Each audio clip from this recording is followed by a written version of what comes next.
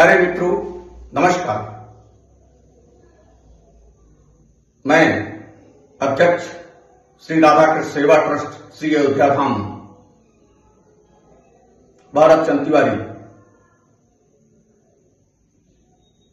आप लोगों के सम्मुख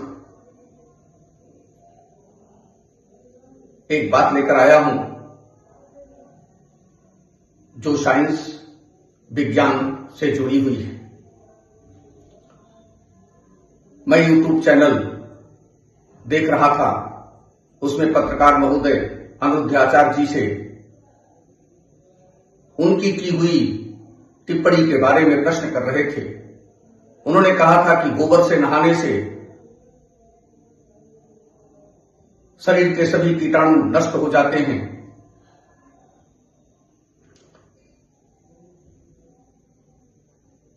गोबर में भिगोए हुए गेहूं का बीज खाने से संतान पैदा हो जाती है। यह सत्य नहीं है। साइंस विज्ञान बहुत तरक्की कर चुका है। अच्छे अच्छे डॉक्टर्स, वैज्ञानिक जो समाज के कल्याण के लिए निरंतर प्रयत्नशील रहते हैं,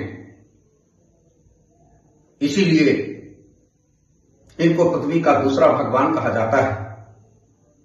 ये महात्मा लोग भी, ये संत लोग भी अगर किसी चीज का आविष्कार कर लिए तो उसको उन दवाओं को बताते हैं कि डॉक्टर कोई भी दवा करे उससे बढ़कर हमारी दवा है, सर्वथा अनुचित है।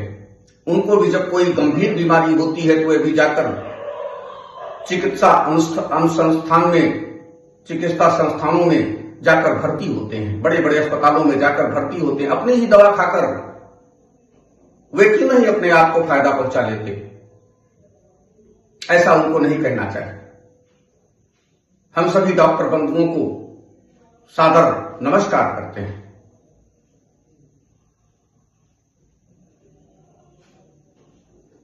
ये सभी डॉक्टर पृथ्वी के दूसरे भगवान हैं। रही बात विज्ञान की, तो विज्ञान आज चरम सीमा पर पहुंच गया है। विज्ञान में सब कुछ संभव हो सकता है। ठीक उसी तरह तपस्या में भी सब कुछ संभव है।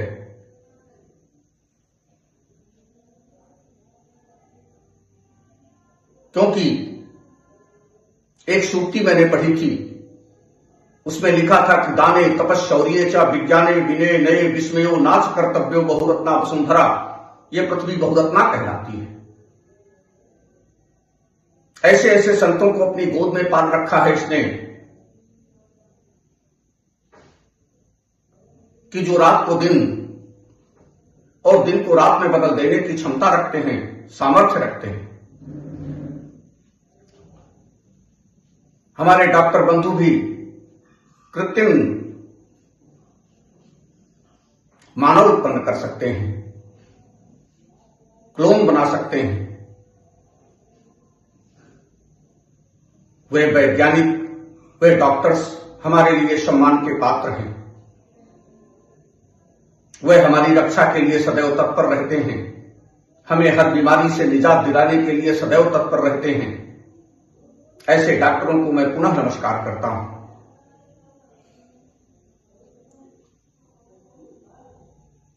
मेरे कहने का सिर्फ विज्ञान से था। विज्ञान, ज्योतिष भी एक विज्ञान है, तंत्र भी एक विज्ञान है। शरीर में 9 अंग तंत्र होते हैं, ये डॉक्टर्स कहते हैं। उन 9 अंग तंत्रों के विशेष अंक होते हैं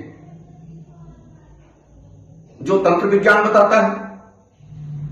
पहले के विज्ञान को आज का विज्ञान स्पर्श भी नहीं कर पाया है। पहले भी विज्ञान था, और पहले के विज्ञान वो थे कि इच्छा से जिनके बाण जाकर लौट आते थे। अग्नि, वज्र, वायु, मेघ ऐसे हथियार थे।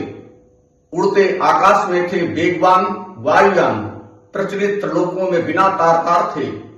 रात को बना दे दिन, पुत्र को दिखा दे पुत्री, देह तक बदल दे विज्ञान के भंडार थे। रात में बसा दे नग्न सिंधु में बना दे राह, प्यारे हिंद तेरे पूत ऐसे शिल्पकार थे।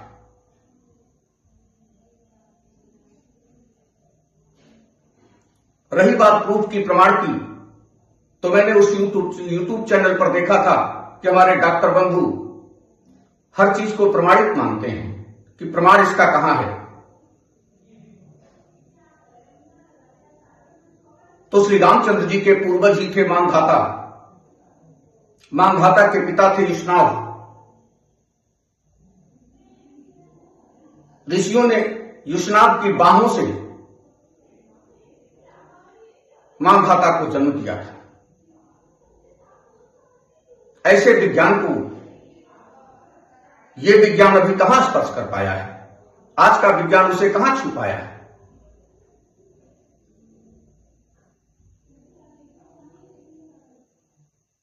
आज का विज्ञान इतनी तरक्की पर है कि उसने मिसाइल तैयार कर दिया।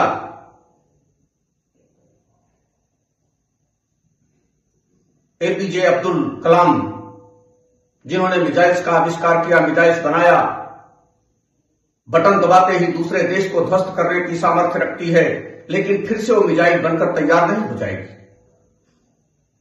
तुरंत उसका निर्माण नहीं हो जाएगा। और हमारे भगवान श्री रामचंद्र जी महाराज बाण चलाते थे, दूसरे को बेधता था, अग्नि बाण चलाते थे, दूसरों को जलाता था और वापस मुड़कर तर्कस में फिर आ जाता था। तो इच्छा से जिनके बाण जाकर लौट आते थे। अग्नि, वज्र, वायु, वेग ऐसे हथियार थे। भगवान श्री कृष्ण सुदर्शन चलाते थे, सुदर्शन अगले का सर काटकर वापस इनकी उंगली में चला आता था, ये तर्कस में फिर आ जाता था। तो इच्छा से जिनके बाण जाकर लौट आते थे। अग्नि, वज्र, वायु, वेग ऐसे हथियार थे। भगवान श्री कृष्ण सुदर्शन चलाते थे, सुदर्शन अगले का सर काटकर वापस इनकी उंगली में चला आता था। ये प्रभु हैं।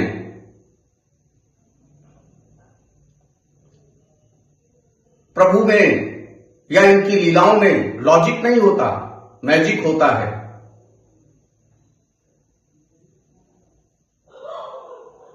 इनकी लीलाओं का चमत्कार होता है जिसका कोई प्रमाण देना भी चाहे तो कोई नहीं दे सकता। रही बात आज के साइंस की, गाय खाती है सूखा भूसा, देती है दूध मीठा। साइंस पता लगाए कि उस गाय में कौन सी ऐसी मशीन लगी है जो सूखे भूसे को मीठे दूध में बदल दिया करती है। मित्रों, एक उदाहरण मैं देता हूं आपको। एक मां मटर की सब्जी खाती है, अपने बच्चे को दूध पिलाती है, और वो बच्चा जब लैट्रिन करता है तो वो खड़ी मटर उसके लैट्रिन से आती है।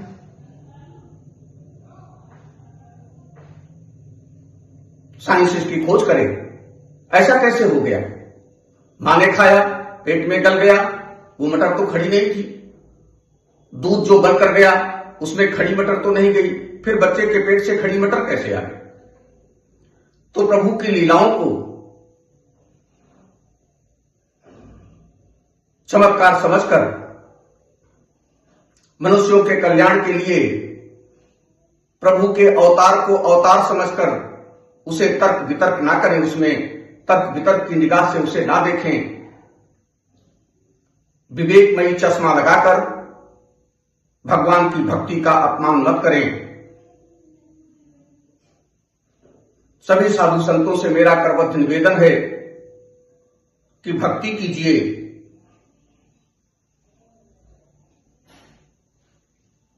तर्क वितर्क मत कीजिए। भक्ति में तर्क नहीं होता,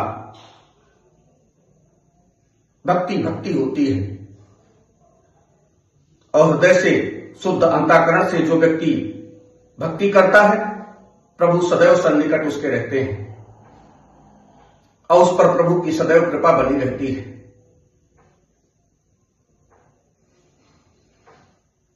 मित्रों, मैं ज्यादा कुछ नहीं बताऊंगा, ज्यादा कुछ नहीं कहूंगा, लेकिन अनिरुद्धाचार्य जी यदि ऐसी अमर्यादित टिप्पणी करने के बाद क्षमा मांगते हैं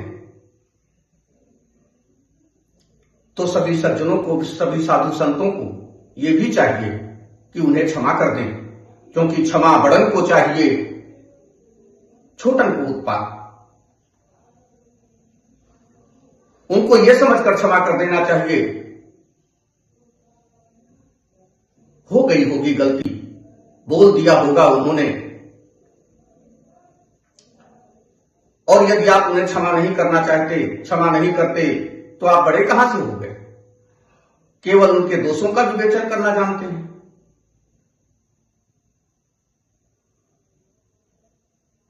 नहीं, हमें क्षमा करना चाहिए और श्री अनिरुद्धाचार्य जी को भी अपनी वाणी में सुधार करना चाहिए, अमर्यादित टिप्पणी नहीं करनी चाहिए। जो ये कहते हैं हम साइंस को चुप करा देंगे, ऐसी भाषा का प्रयोग श्री अनिरुद्धाचार्य जी को नहीं करना चाहिए। साइंस को चुप कराने की क्षमता किसी के अंदर नहीं है। साइंस को कोई चुप नहीं करा सकता। निरंतर उन्नति की तरफ अग्रसर है साइंस, विज्ञान। हमें लग्जरी सुविधाएं दे रहा है। हम अपने जीवन को समुचित तरीके से जीने के लिए जिन सुख सुविधाओं की आवश्यकता हमें होती है, वो साइंस के द्वारा ही प्रदत्त होता है, विज्ञान के द्वारा ही प्रदत्त होता है। ये ठीक है कि हमारा ज्योतिष विज्ञान, आयुर्वेद विज्ञान, ये सर्वोपर था, सर्वोपरि है और सदैव सर्वोपरि ही रहेगा। इस पर डॉक्टर बंधुओं से भी मेरा करबद्ध निवेदन है कि इसका प्रमाण ना मांगे। आप ज्ञानवान हैं, आप वेल एजुकेटेड पर्सन हैं, आप हमेशा जानते हैं लिटिल नॉलेज इज डेंजरस। अल्प विद्या भयंकरी, कम ज्ञान भयंकर होता है। इसलिए जहां पर ऐसा कम ज्ञान देखें, उन पर टिप्पणी ना करके उन्हें क्षमा करने की कृपा करें।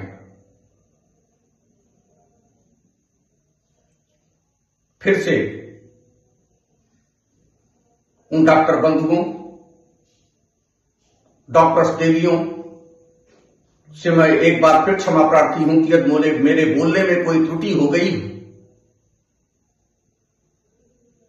यदि मेरी वाणी से उनका हृदय किसी प्रकार भी आहत हुआ हो, तो उसके लिए मैं क्षमा प्रार्थी हूं।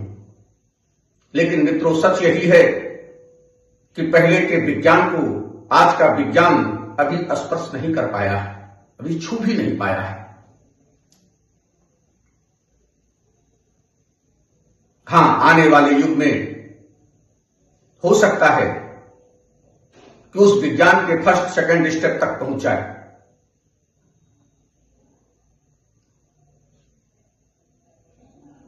नमस्कार मित्रों, धन्यवाद।